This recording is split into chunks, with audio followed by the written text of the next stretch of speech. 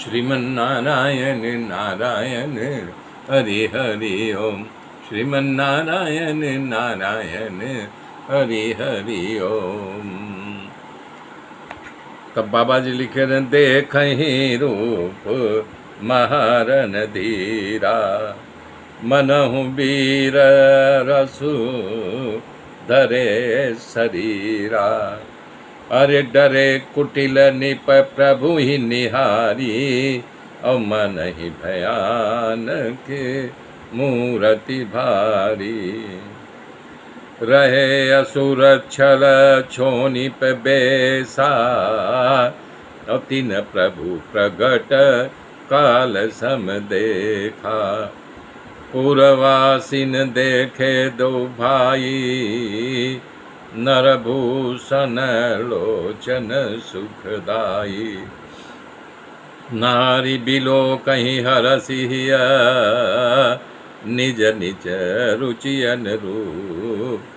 जनु सोहत सिंगार धरी, मूर्ति परमनु। बता रहे हैं, तब सीता जी की सखियाँ सीता जी को लेकर के सुंदर वस्त्रों में सुसज्जित होकर के सुंदर गीत गाते गाते चली, हाथ में वरमाला लेकर के।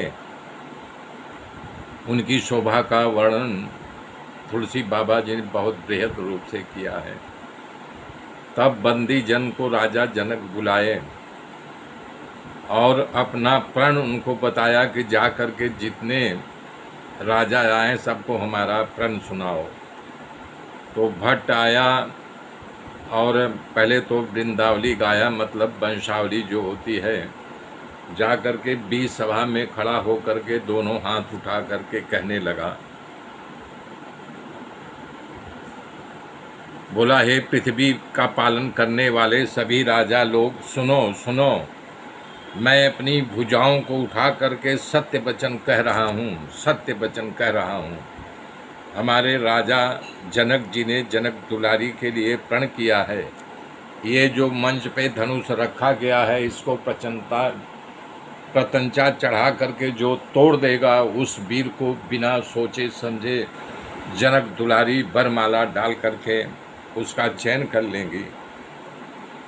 चौओर से आए हुए राजाओं, वीर महावीर, इस धनुष को तोड़ने के लिए बाणासुर और रावण भी आया था, लेकिन दूर से ही देख करके प्रणाम करके चला गया। उनकी हिम्मत नहीं पड़ी कि मैं धनुष को उठाऊं, प्रत्यंचा को छूऊं। इस शिव जी के धनुष के इस राजसभा में जो तोड़ेगा वही समूचे जगत में, तीनों लोक में वीरता की व्याख्यान गाई जाएगी।